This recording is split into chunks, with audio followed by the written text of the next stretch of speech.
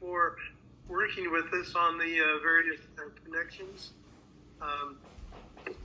Let's see, I just want to make sure I get this recorded. Recording in progress.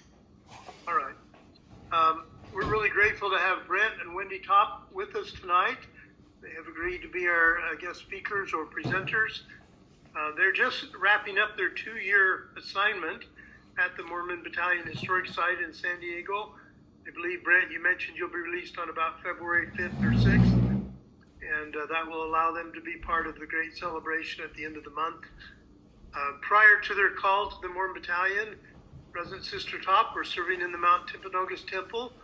Brent also served as the president of the Pleasant Grove East Stake from 2009 to 18.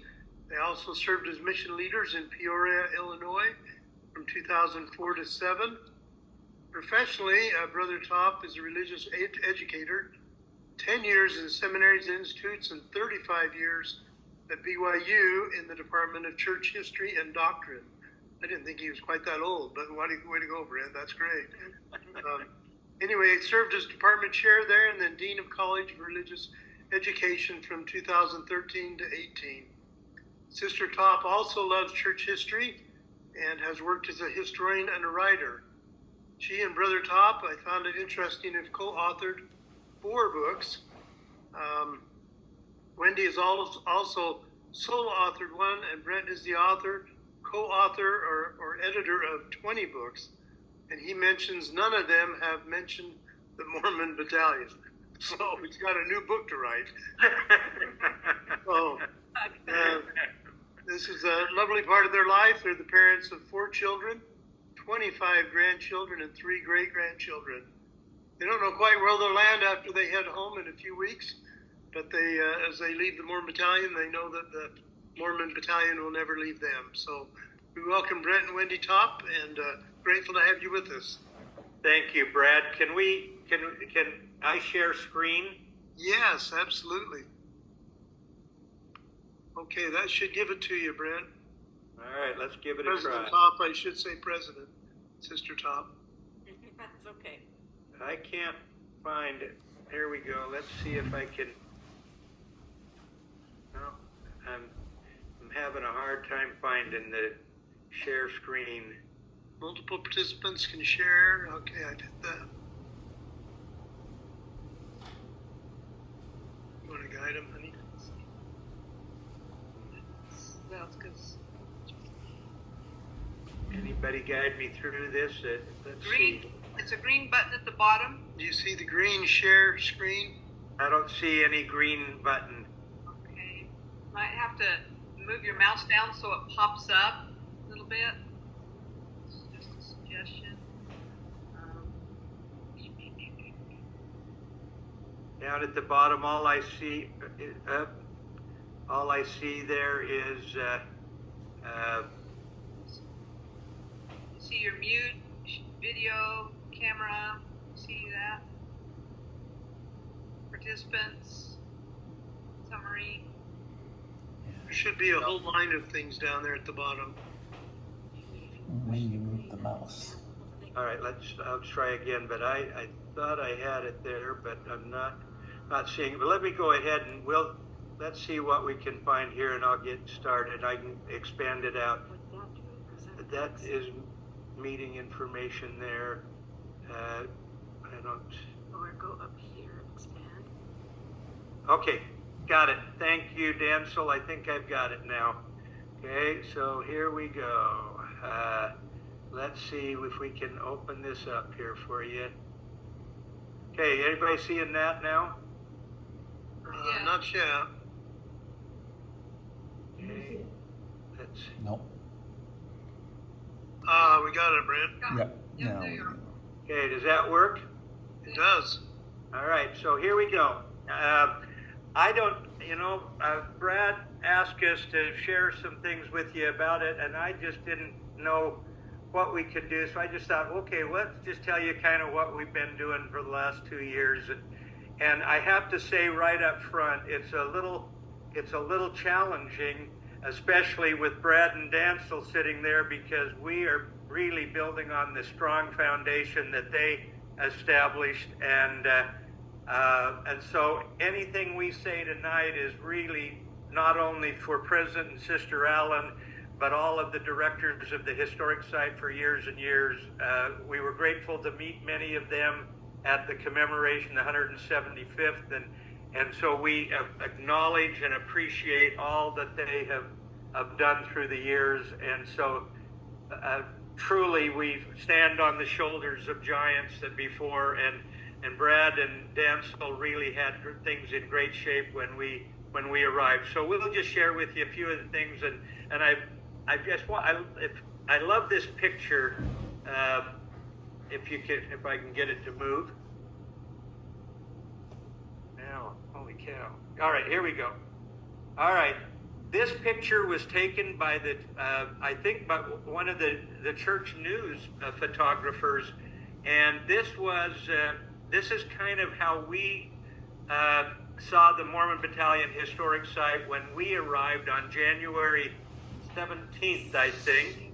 And so we pulled up. We had a meeting that President Sister Allen had graciously set up for us to meet the missionaries. And so within a matter of a few days after we were there, and we were still not fully unpacked and clearly didn't have our heads clear about what was going on, but then lo and behold, can you hear the audio on that?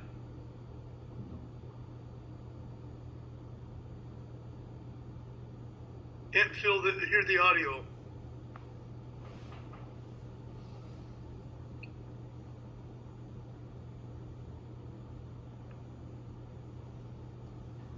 He needs. All right, let's just talk here for a second. If I can't figure out the audio. We're technologically challenged there, and see if there's something in the control panel there. So here it is. Many of you were there, and what a wonderful experience that we had with that 175th commemoration. Was just a remarkable experience. I wish it would happen this year. I would be more relaxed and enjoy it more, and be a more gracious host and more articulate spokesman for the Mormon Battalion. But what a wonderful thing that we were able to participate in, and that Elder Greg Christopherson, Elder Todd Christopherson so graciously agreed to speak to our missionaries. And even though we were coming out of COVID and had to be in masks in our meeting, what a wonderful thing. And then that lower right-hand one is Elder Christopherson, and you can see Greg there. We had a interfaith lunch for this wonderful, at the time was the Catholic Bishop of San Diego and is now a cardinal. And he and Elder Christopherson just hit it off so well. I'll skip over the video, but I'll encourage you. The Church News did a couple of wonderful videos about the 175th anniversary, and with Elder Christopherson talking about the significance of it. But I want to share this with you, and that's why I wanted Greg there, because Greg asked us if we would be willing to go on the trail with him, and I really had looked forward to it, and it was such a wonderful experience.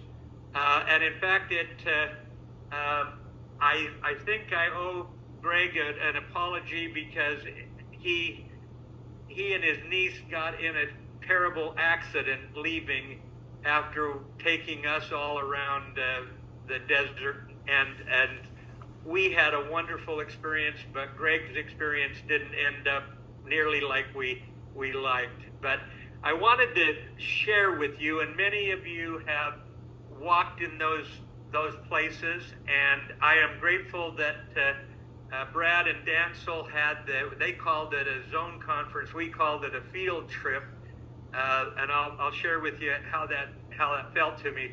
But this was the first time that I had really been able to start to absorb what the Mormon Battalion had gone through.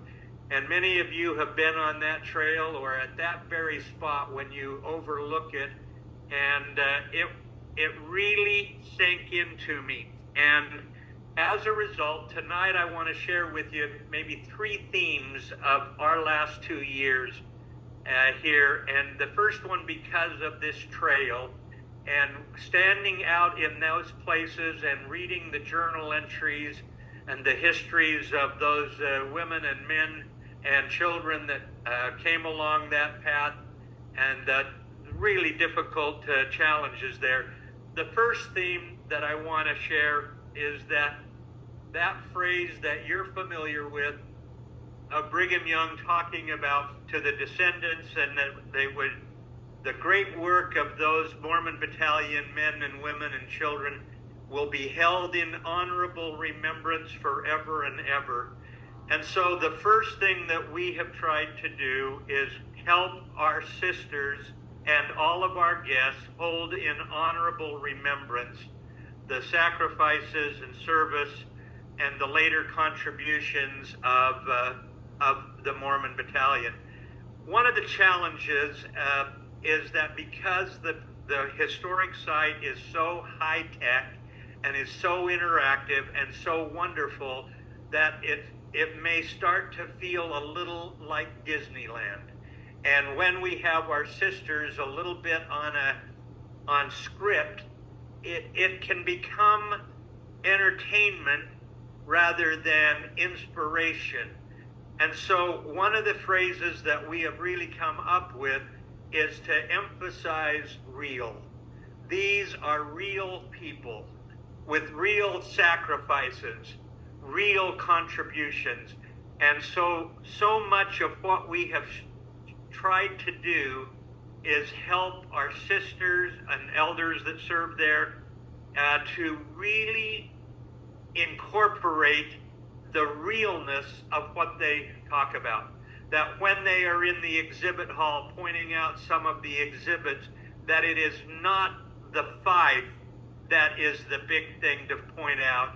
It is George Washington Taggart, a real person that was on a real march with the real Mormon Battalion and played that real 5.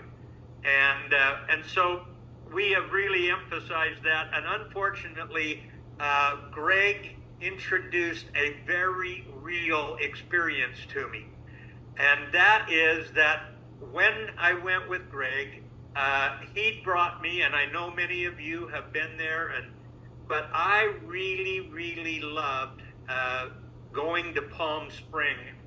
And as we read and studied about what happened at Palm Spring and a little before and a little after, it just really, really touched me. But Greg pointed out to me, as we drove down the road, he pointed out this sign on the right-hand side.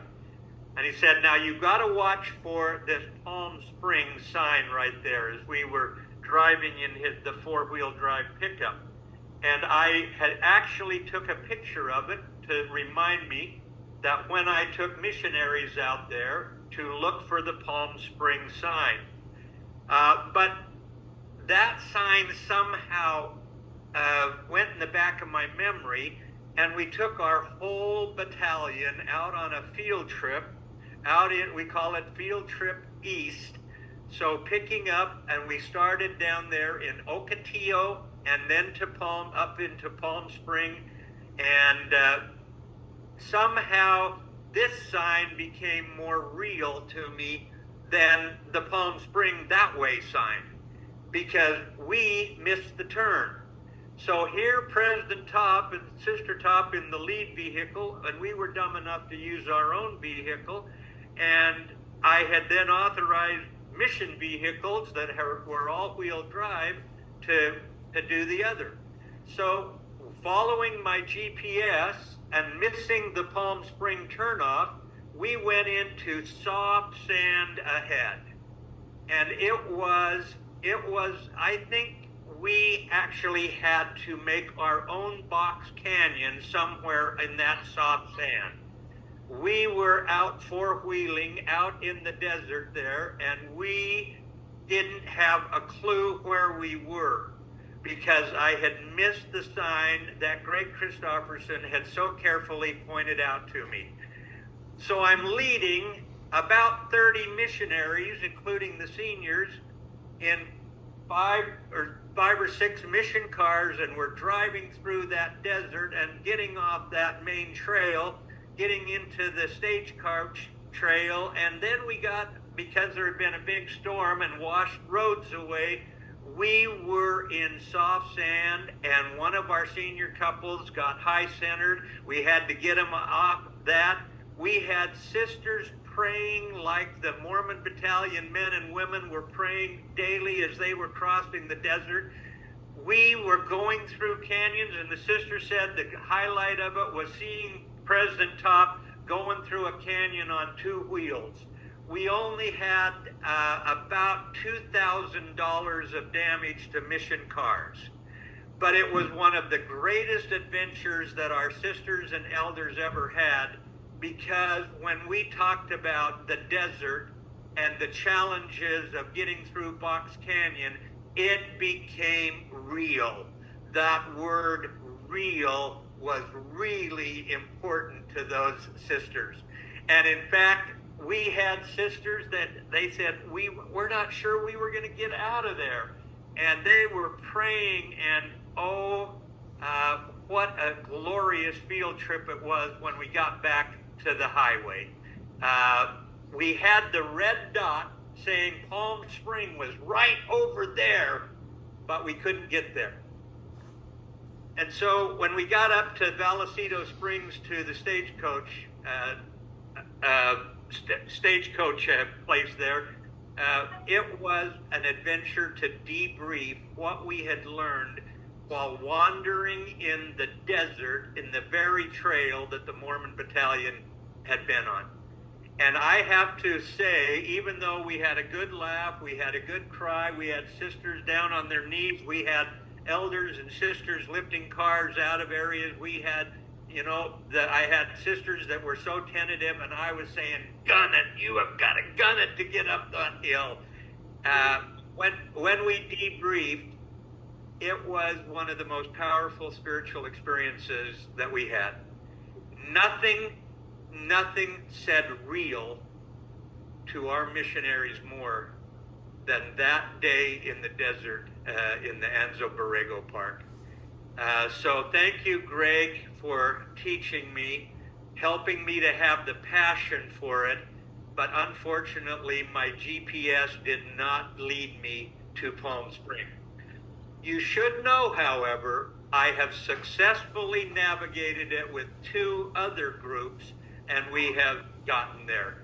So I failed on my first attempt, but there was meaning in that madness, but that was real. Okay, now let's get more serious. But I told the sisters, I said it would be a great church news article that they'll say we found 25 skeletons in the desert. We think they were original Mormon Battalion members. So, all right. The other